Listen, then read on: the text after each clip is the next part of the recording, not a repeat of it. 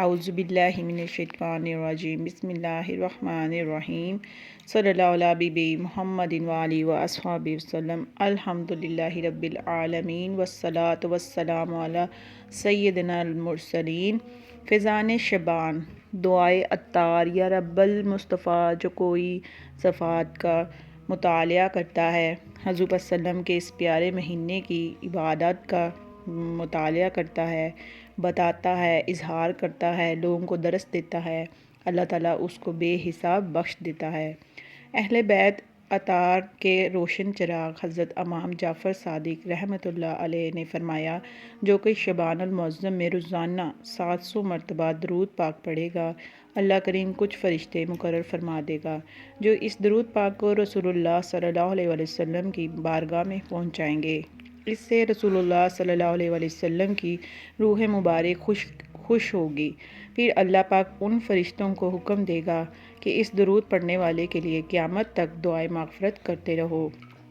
دنیا اور آخرت میں جب رہوں سلامت، پیارے پڑھوں کیوں کر تم پر سلام ہر دم، صلی اللہ علیہ حبیبہ محمد وآلہ وصحبہ وسلم۔ پیاری پیاری اسلامی بہنیں اور پیارے پیارے اسلامی بھائیوں، ہمیں بھی چاہیے کہ اس ماہ مبارک میں پیارے آقا مکی مدنی مصطفیٰ صلی اللہ علیہ وسلم پر خوب درود پاک پڑھیں کہ شبان المعظم درود پاک پڑھنے کا مہینہ ہے، جیسا کہ شارح بخاری حضرت علامہ احمد بن قسطلانی رحمۃ اللہ علیہ اور انہی کے حوالے سے حضرت سیدنا شیخ شہاب الدین احمد بن حجازی رحمۃ اللہ علیہ کہتے ہیں، لکھتے ہیں، بے شک شبان نبی پاک صلی اللہ علیہ وسلم پر درود شریف پڑھنے کا مہینہ ہے کہ آیت درود اسی مہینے میں نازل ہوئی۔ آیت درود یہ ہے، ان اللہ و ملائکتہ یصلون علی النبی، یعنی کنز الایمان، بے شک اللہ اور اس کے فرشتے درود بھیجتے ہیں اور اس غیب بتانے والے نبی پر، اے ایمان والو ان پر درود اور خوب سلام بھیجو، وہ سلامت رہا قیامت میں۔ پڑھ لیے جس نے دل سے 4 سلام، میرے پیارے آقا پر میری جانب سے لاکھ بار سلام، میری بگڑی بنانے والے پر بھیج اے میرے کردگار سلام، صلی اللہ علی حبیبہ صلی اللہ علیہ وآلہ وسلم۔ چاند دیکھنا واجب ہے، اے عاشقان رسول صلی اللہ علیہ وسلم۔ شبان المعظم اسلامی مہینے کا 8واں مہینہ ہے جو رجب المرجب اور رمضان المبارک کے درمیان میں ہے۔ یہ ان 5 مہینوں میں سے پہلا مہینہ ہے جن کا چاند دیکھنا واجب کفایہ ہے۔ 5 مہینے یہ ہیں: شبان المعظم، رمضان المبارک، شوال المکرم، ذوالقعدۃ الحرام اور ذوالحج۔ ٹھیک ہے، شبان المعظم کے نام کی حکمتیں کیا ہیں؟ پہلا ہے شبان، یعنی کہ شب سے بنا ہے جس کے معنی ہے گھاٹی۔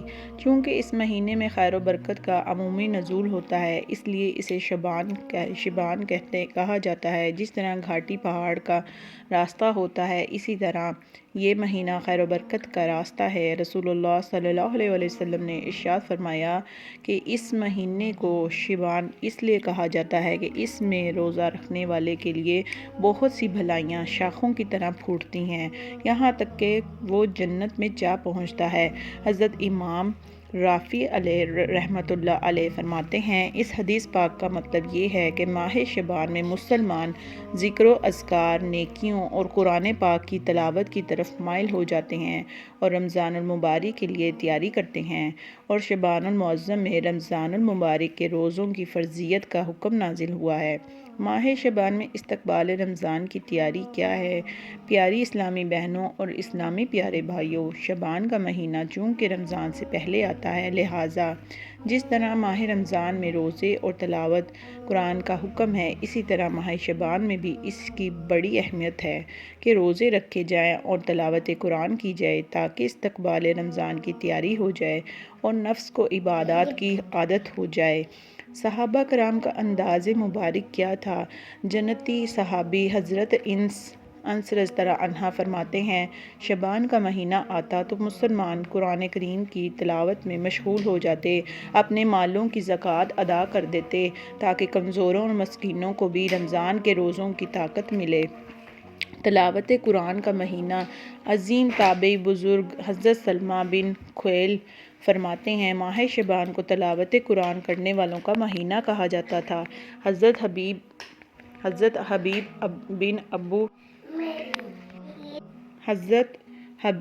بن ابو ثابت رحمۃ اللہ علیہ شعبان کے آنے پر فرماتے یہ قاریوں کا مہینہ ہے۔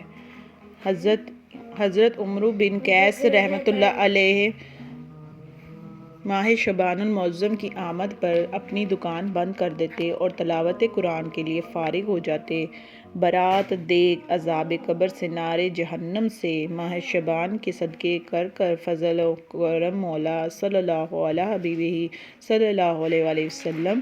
پیارے اسلامی بھائیوں اور بہنوں، ہمارے بزرگان دین رحمۃ اللہ علیہ تو اس مبارک مہینے کو عبادت میں گزارتے، تلاوت کریں، نیکیوں کا اہتمام کریں۔ ہم غفلت کی نیند سوتے ہی رہیں۔ ایسے غافلوں کے بارے میں یہ کہا گیا ہے، اے مبارک وقتوں میں کوتاہی کرنے والے، ان وقتوں کو ضائع کرنے والے اور انہیں برے اعمال سے آلودہ کرنے والے، تو نے کتنے برے کام کیے، ان مبارک وقتوں کے حوالے کیے۔ رجب چلا گیا اور تو نے اس میں کوئی نیکی ہی نہیں کی، اور اب یہ برکت والا ماہ شعبان ہے۔ اے شعبان کی عظمت سے بے خبر رہ کر ان وقتوں کو ضائع کرنے والے، ہوش میں آ اور تباہی سے ڈر۔ بہت جلد سب لذتیں تجھ سے چھین لی جائیں گی اور موت تجھے تیرے گھر سے زبردستی نکال دے گی۔ سچی اور خلوص بھری توبہ کے ذریعے جس قدر گناہوں کا علاج کر سکتے ہیں کر لیں۔ جہنم سے سلامتی کو ہی اپنا مقصد بنا لیں۔ بہترین مجرم ہے وہ ہے جو اپنے جرموں کا علاج کر لے۔ مختصر سی زندگی ہے بہنوں، نیکیاں کیجیے اور نہ غفلت کیجیے۔ صلی اللہ علی حبیبہ صلی اللہ علیہ وسلم۔ شعبان المعظم میں کیا ہے؟ حضرت ابو معمر فرماتے ہیں ماہ شعبان نے بارگاہ الہی میں عرض کی، اے میرے رب، تو نے مجھے دو عظمت والے مہینے رجب اور رمضان المبارک کے درمیان رکھا ہے، تو نے میری کیا فضیلت رکھی ہے؟ اللہ پاک نے ارشاد فرمایا، میں نے تجھ میں قرآن پاک کی تلاوت رکھ دی ہے۔ پیاری اسلامی بہنوں، شعبان المعظم میں خوب نیکیاں کیجیے، خوب ذکر و اذکار، درود پاک اور تلاوت قرآن کریم کر کے اس عظمت والے مہینے کی خوب تعظیم کریں۔ اس عظمت والے مہینے کی اہمیت کے لیے اتنا ہی کافی ہے کہ اس کے بارے میں ہمارے آقا نبی پاک صلی اللہ علیہ وسلم نے ارشاد فرمایا، یعنی ماہ شعبان میرا مہینہ ہے۔ اللہ پاک کے آخری نبی مکی مدنی محمد عربی صلی اللہ علیہ وآلہ وسلم جیسے رمضان کے روزوں کی تیاری فرماتے، ایسے ہی شعبان کے روزوں کی بھی تیاری فرماتے۔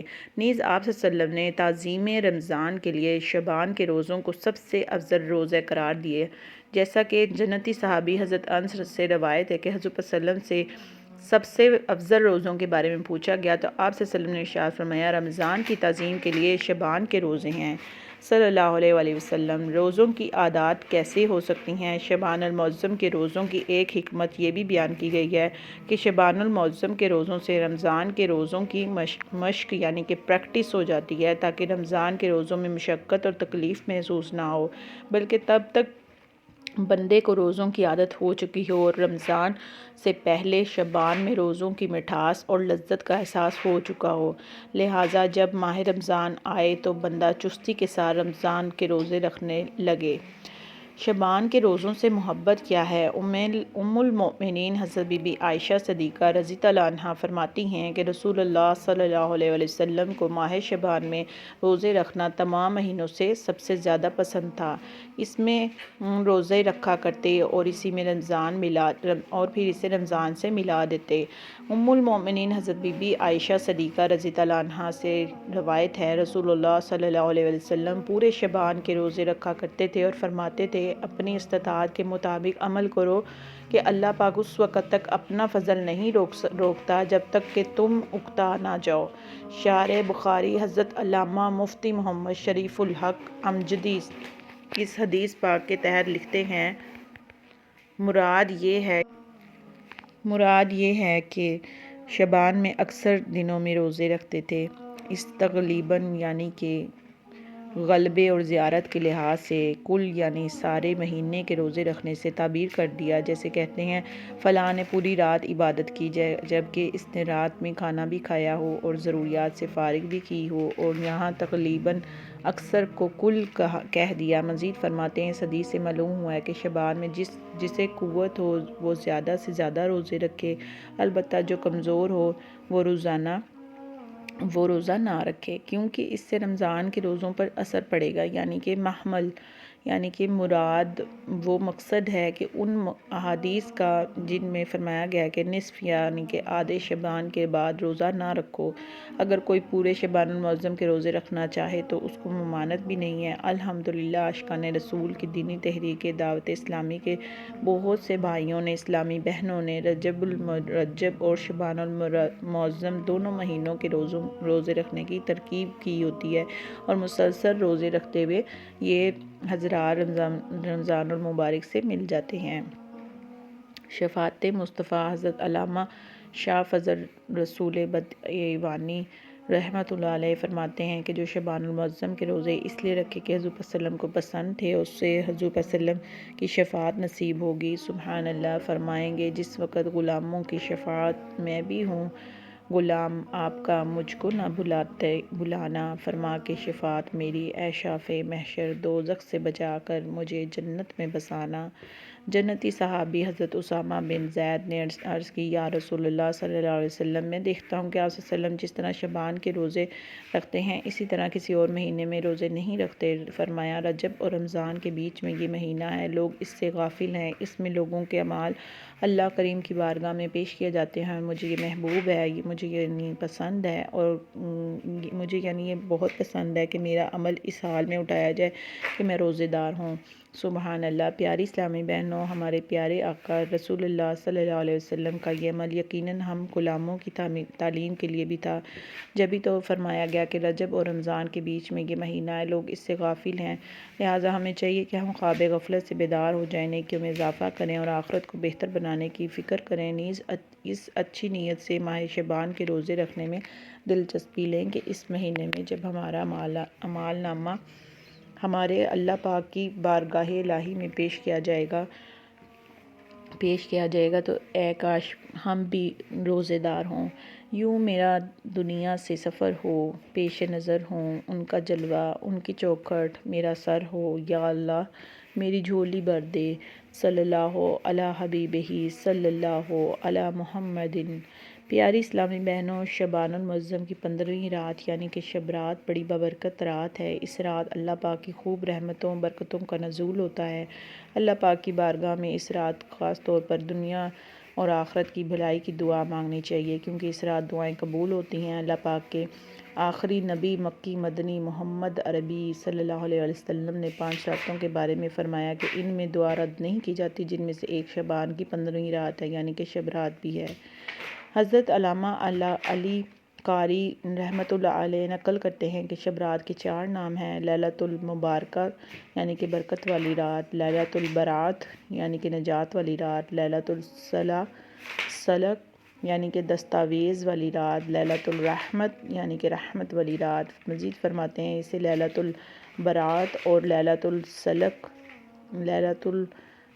یعنی کہ نجات اور دستاویز والی رات اس لیے کہا جاتا ہے کہ جب تاجر مالک سے اس کا اناج وصول کر لیتا ہے تو اس کے لیے برات نامہ لکھ دیتا ہے، اسی طرح اللہ پاک اس رات اپنے مومن کے لیے برات نام لکھ دیتا ہے۔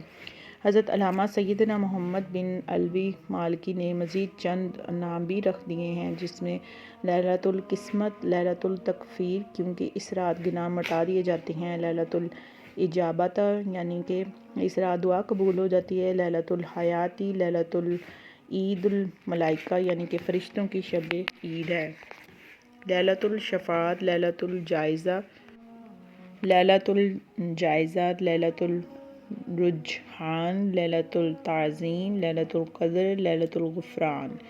جنتی صحابہ حضرت ابی بن کعب فرماتے ہیں کہ رسول اللہ صلی اللہ علیہ وسلم نے ارشاد فرمایا، میرے پاس حضرت جبرائیل علیہ السلام شب رات میں حاضر ہوئے اور مجھ سے کہا کہ اٹھ کر نماز ادا فرمائیے اور اپنا سر اور ہاتھ مبارک آسمان کی طرف اٹھائیے۔ میں نے پوچھا، ہے جبرائیل یہ کیسی رات ہے؟ عرض کی، یا محمد صلی اللہ علیہ وسلم، یہ وہ رات ہے کہ جس میں آسمان اور رحمت کے 300 دروازے کھول دیے جاتے ہیں۔ اللہ پاک کے ساتھ شریک ٹھہرنے والوں، آپس میں بغض اور کینہ رکھنے والوں، شرابیوں اور بدکاروں کے علاوہ سب کی مغفرت کر دی جاتی ہے۔ ان لوگوں کی اس وقت تک مغفرت نہیں ہوگی جب تک کہ سچی توبہ نہ کر لیں، البتہ شراب کے عادی کے لیے رحمت کے دروازوں میں سے ایک دروازہ کھلا چھوڑ دیا جاتا ہے یہاں تک کہ توبہ کر لے۔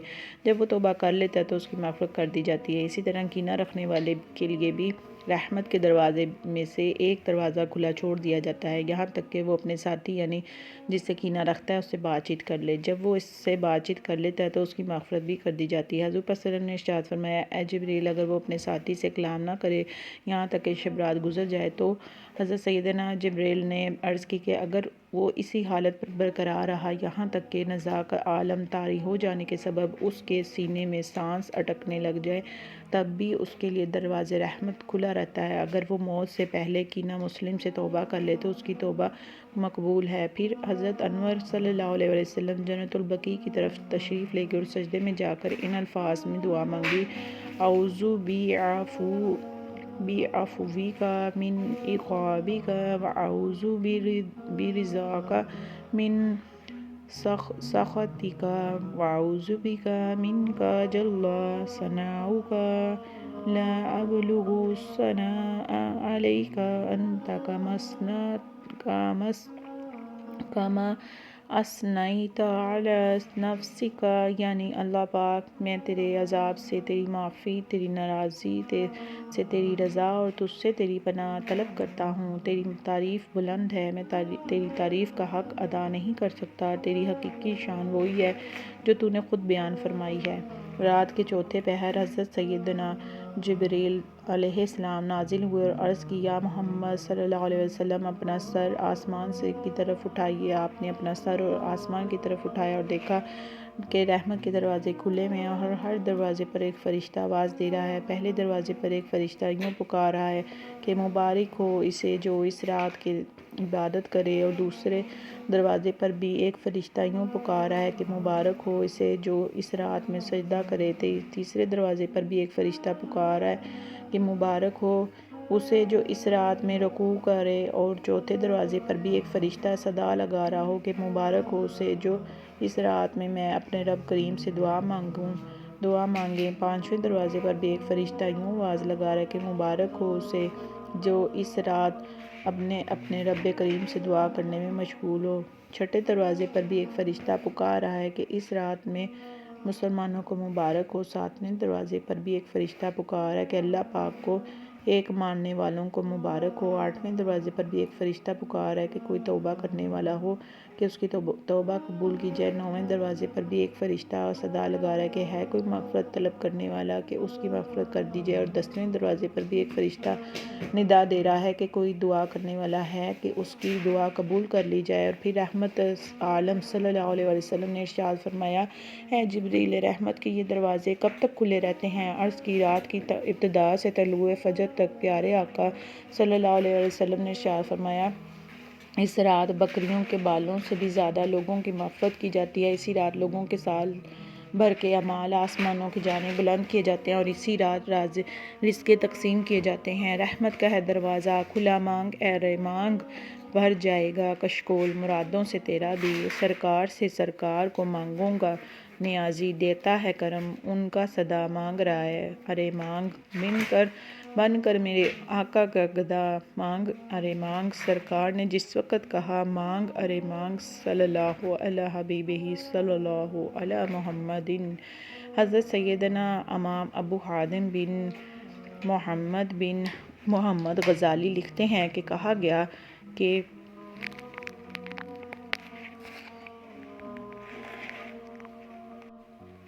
محمد بن محمد غزالی لکھتے ہیں، کہا گیا کہ آسمان کے فرشتوں کے لیے 2 راتیں عید اور خوشی کی ہیں، جیسے دنیا میں مسلمانوں کے لیے 2 عید کے دن ہیں، 15 شعبان کی رات اور لیلۃ القدر کی رات۔ سبحان اللہ۔ حضرت امام تقی الدین سبکی شافعی اپنے تفسیر میں فرماتے ہیں، یہ رات سال بھر کے گناہوں کا کفارہ بنتی ہے۔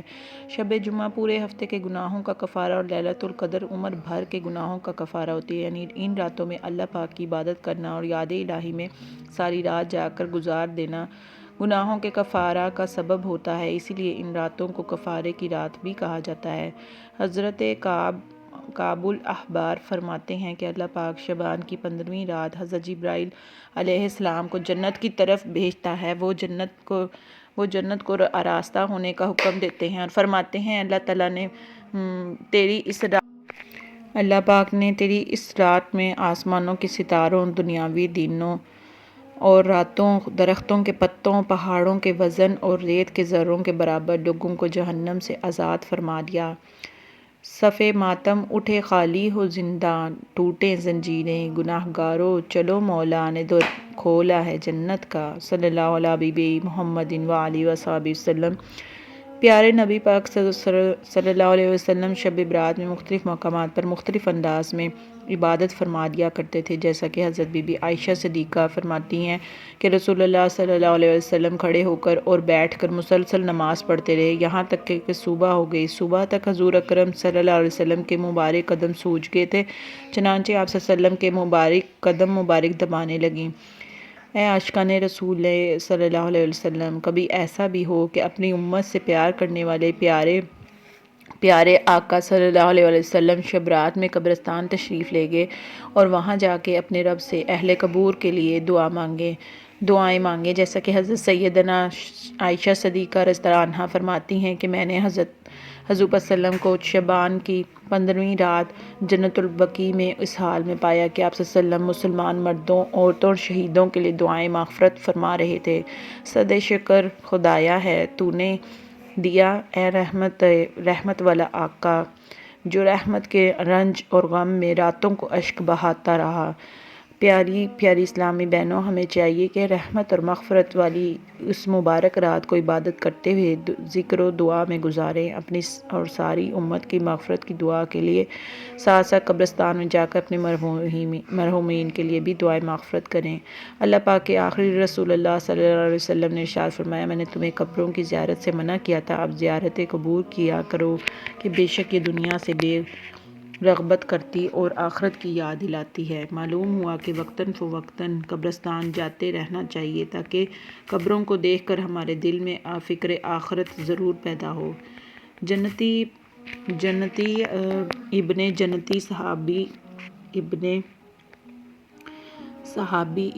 صحابی حضرت عبداللہ بن عباس سے مروی ہے کہ جب شب برات آتی ہے تو مومن مردے اپنے قبروں سے نکل کر اپنے گھروں کے دروازوں پر کھڑے ہو جاتے ہیں اور کہتے ہیں کہ ہم پر صدقہ کر کے رحم کرو، اگرچہ روٹی کا ایک لقمہ ہی کیوں نہ ہو، کیونکہ ہم اس کے ضرورت مند ہیں۔ اگر وہ صدقے کی ہوئی کوئی چیز نہیں پاتے تو حسرت سے واپس لوٹ جاتے ہیں۔ جنتی ابن جنتی نواسہ رسول حضرت امام حسن مجتبیٰ شب رات کے 3 حصے فرماتے، 1/3 حصے میں اللہ پاک کے اس فرمان یعنی کہ اے ایمان والو ان پر درود اور خوب سلام بھیجو پر عمل کرتے ہوئے اپنے نانا جان پر درود پاک پڑھتے، 1/3 حصے میں توبہ اور استغفار کرتے اور آخری 1/3 حصے میں اللہ پاک کے فرمان پر عمل کرتے ہوئے رکوع اور سجود فرماتے۔ آپ صلی اللہ علیہ وسلم نے ارشاد فرمایا کہ میں نے اپنے ابو جان سے سنا ہے کہ نبی پاک صلی اللہ علیہ وسلم نے ارشاد فرمایا،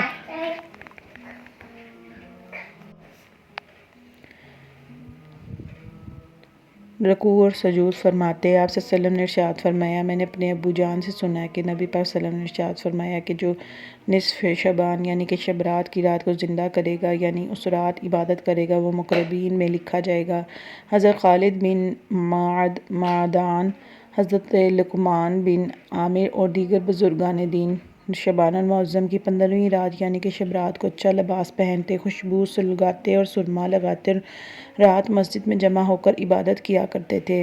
حضرت اسحاق بن راہو یعنی کہ حضور وسلم سے بھی آیت فرماتے کرتے اور اس رات میں مسجدوں میں اکٹھے ہو کر نفلی عبادت کرنے کے بارے میں بھی فرماتے کہ یہ کوئی بدعت ہے، یعنی کہ یہ برا کام نہیں ہے۔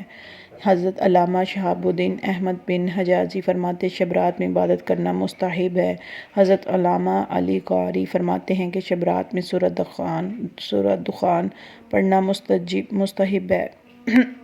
جنتی صحابی حضرت ابو ہریرہ فرماتے ہیں کہ رسول اللہ صلی اللہ علیہ وسلم نے فرمایا کہ جو رات میں حامد دخان کی تلاوت کرے گا تو وہ اس صبح اس حال میں کرے گا کہ 70,000 فرشتے اس کے لیے دعائے مغفرت کرتے رہیں گے۔ اے عاشقان صحابہ، اہل بیت کئی صحابہ کرام کی اور بزرگان دین سے ثابت ہے کہ وہ اس رات بطور عاجزی یہ دعا مانگتے تھے کہ اللہ پاک، اگر تو نے ہمیں بدبخت لکھا ہے تو اسے مٹا دے اور ہمیں سعادت مند لکھ دے، اور اگر تو نے ہمیں سعادت مندی کے لیے لکھا ہے تو اسے ثابت رکھ، بے شک جو تو چاہتا ہے اسے مٹاتا ہے اور جو چاہتا ہے ثابت رکھتا ہے، اور تیرے ہی پاس الکتاب ہے۔ پیاری پیاری اسلامی بہنوں، مشہور مفسر حضرت مفتی احمد یار خان نعیمی فرماتے ہیں کہ اس مہینے کی 15ویں رات جسے شب رات کہا جاتا ہے بہت ہی مبارک رات ہے، اور اس میں قبرستان جانا، وہاں فاتحہ پڑھنا سنت ہے۔ اسی طرح بزرگان دین کے مزارات پر حاضر ہونا بھی ثواب ہے۔ اگر ہو سکے تو 14ویں اور 15ویں تاریخ کو روزہ بھی رکھیں۔